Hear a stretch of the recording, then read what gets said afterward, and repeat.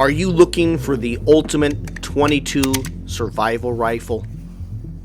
An effective tool that will allow you to procure wild game and defend yourself in a survival or emergency situation?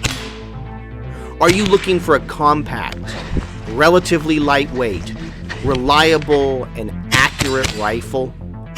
A firearm that allows for the addition of an optic while retaining the ability to use factory iron sights?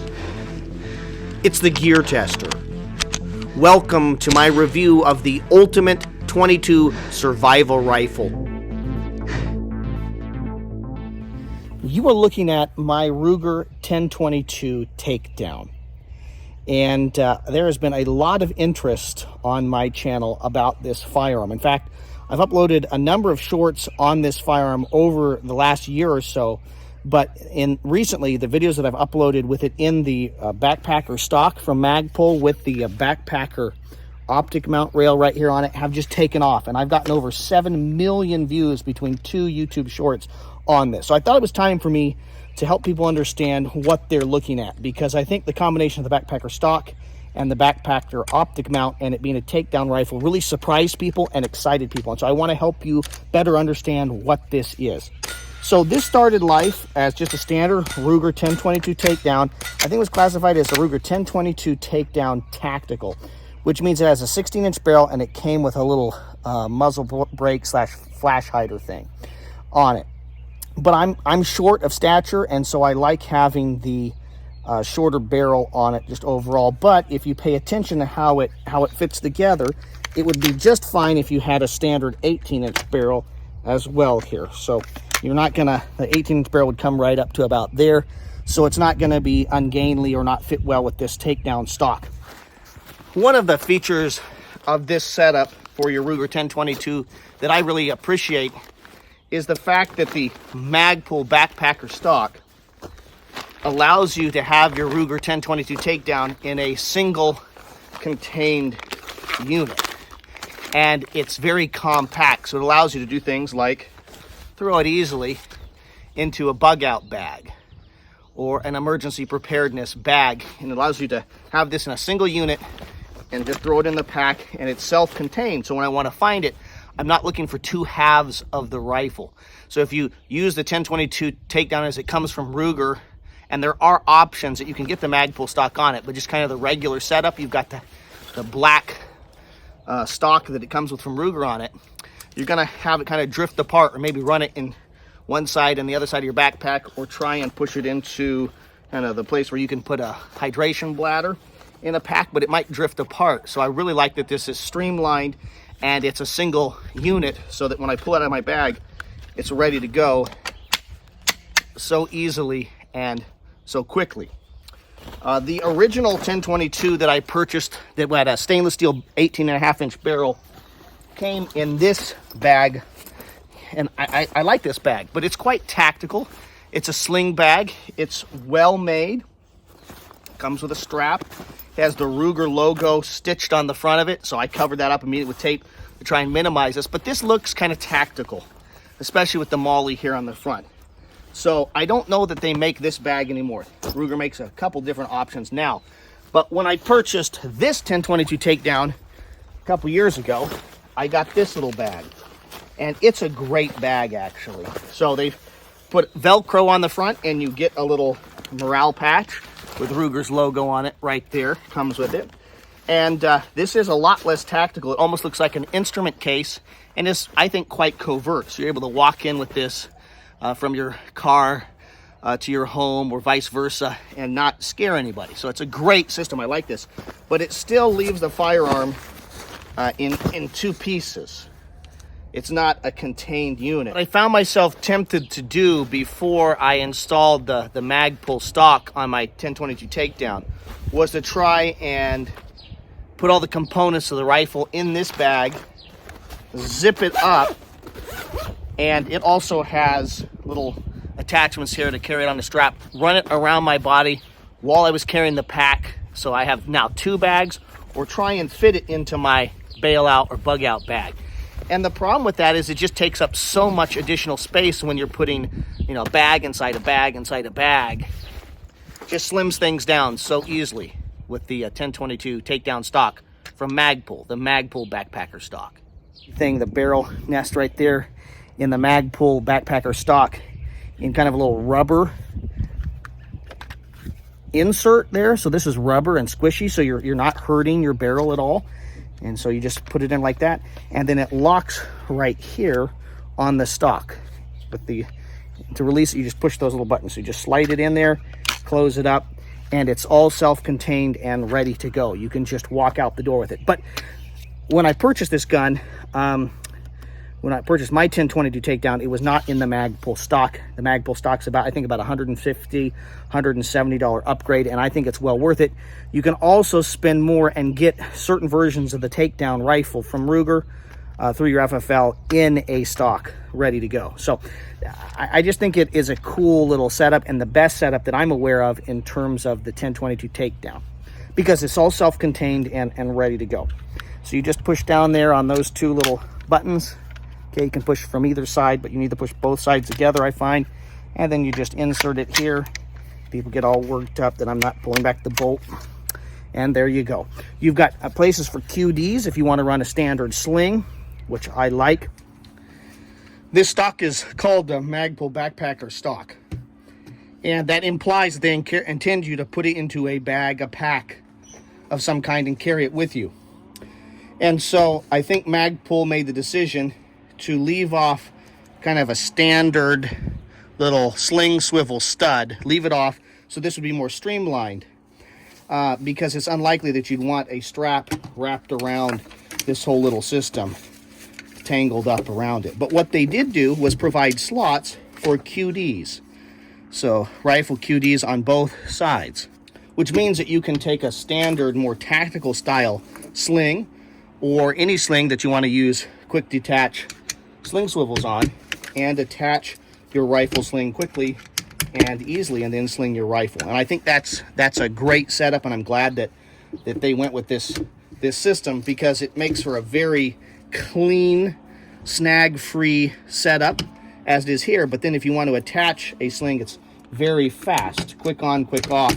One thing that I do want to mention is that you're going to have to purchase these little sling swivel attachment points separately and install them yourself. They don't come on the Magpul Backpacker stock. Whereas the standard sling swivels, almost of any variety you're using, are just not quick detach. So I'm really glad that Magpul went with this system for the Takedown stock.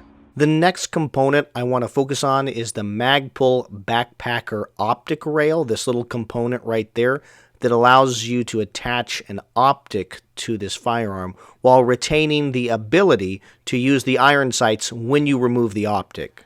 This bracket right here goes into the stock and around the barrel and mounts. There's some components that you have to take off and do. I'm not going to show that here, but it mounts here. It's a factory part from Magpul, and it mounts into the stock and around the barrel. It's quite secure, and it becomes an optic rail. So I'll pop that off, this optic off, and I'll show you guys.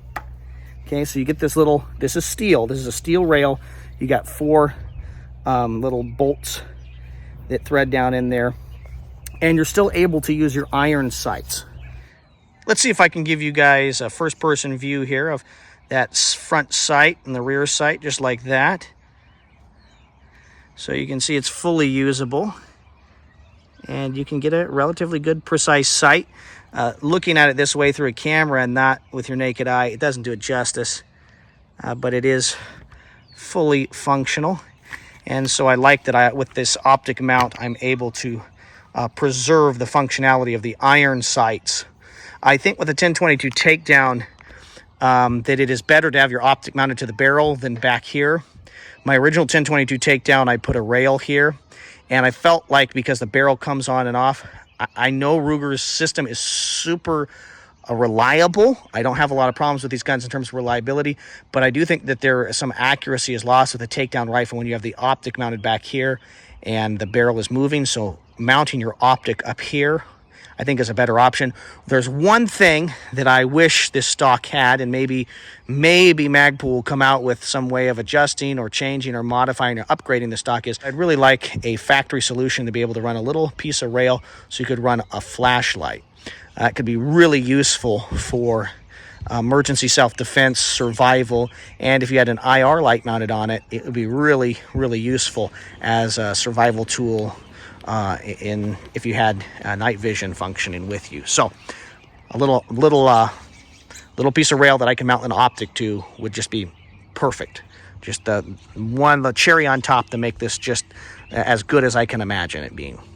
I thought you might benefit from a first-person view of what it's like to look through the optic and shoot this firearm. It's a little shaky here because I'm holding the firearm in front of my camera and not resting the stock against my shoulder, but it gives you a good first-person view.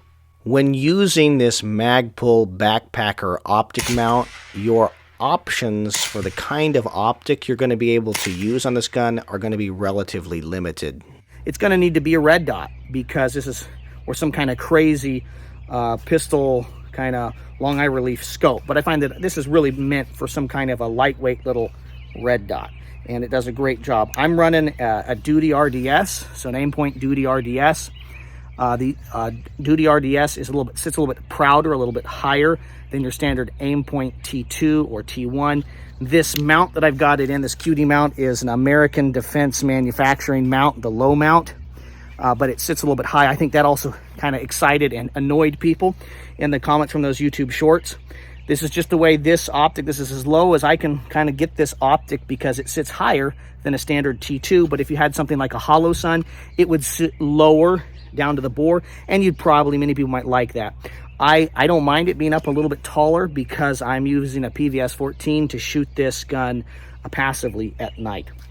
Now, there is one other additional feature that the stock has that I think really excited people in those YouTube shorts, and that is this compartment here on the back. You open this little latch up, the trap door or little door swings up, and you have a place here that can hold up to 3 10-round magazines. I've got clear mags in it, and I really like this setup. It's just really simple. If you're trying to build a survival rifle, let's say that you're maybe a pilot, maybe you're a little bush plane out in Alaska or Montana or something, and you think you might need to crash land and then survive. This would be a great little setup if you're inclined to believe that that's a possibility. I think it's a great little setup for car camping because it's so tiny and compact. I found myself wondering what the overall weight of this setup would be. So with 3 loaded 10-round magazines from Ruger, with the stock, with the Backpacker optic mount, the mount for my optic, and the Duty RDS from Aimpoint, I thought I'd just throw the whole package on here and we'd look at the weight. Ooh, make sure it doesn't fall off. See if we get it touched just right. All right, so it keeps saying consistently 5 pounds, 1.2 ounces, or 1.6 ounces. So it's 5 pounds, 2 ounces with this setup. Not super lightweight, but a lot of capability, and it being a self-contained unit for me is why I really like this setup so much. There is no more ubiquitous or popular semi-automatic 22 long rifle firearm than the Ruger 1022, and to have it in this kind of configuration, I prefer it over the Marlin Papoose. And I'm not even sure they're still making the Marlin Papoose. So this is bomb-proof. This is the second 1022 I've owned. I did reviews almost like a decade ago on a 1022 prior to this that I had a stainless steel barrel. I really like that one, but I prefer this setup, and these components weren't available when I got my first 1022. So I really like this setup. I really like being able to flip that little lid, okay, pop it open, get my magazines, close it up, and be ready to go. It's super sturdy, and so this would be my preferred 1022 takedown setup. Now, you might choose a different optic than I have on here, but this one's quite good. You might choose a different height or a different company that's manufacturing the optic or mount. But to me, this is kind of an ideal 1022 takedown setup. And I think that Magpul, with their Backpacker stock and their Backpacker optic mount, really hit it out of the park. So you got Ruger, which is an excellent company, Magpul, which is an excellent company, and the synergy of them coming together makes a just perfect product, in my opinion.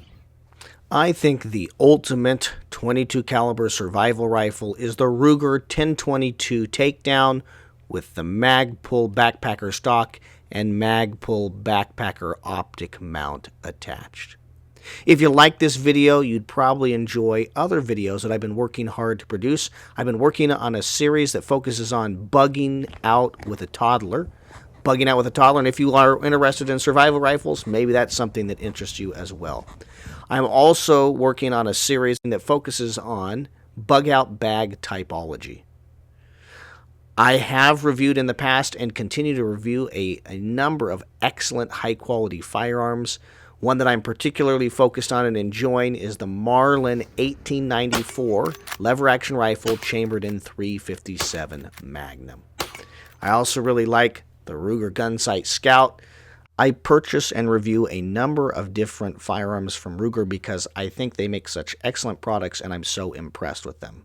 The ultimate semi-automatic handgun chambered in .22 long rifle is the Ruger 2245 Light. And if you like this video, you'd probably like the videos I've been producing on that excellent pistol. I love having a .22 caliber pistol with a red dot mounted on it. It's accurate, reliable, and a tremendous amount of fun to shoot. A quality pistol deserves a quality holster, and I've got reviews up on holsters that will fit the Mark IV and 2245 Light pistols. I hope you found this video helpful, useful, or at the very least interesting. Please subscribe to the TheGearTester YouTube channel and make sure to hit the notification bell. That way you'll be alerted when I release other video reviews.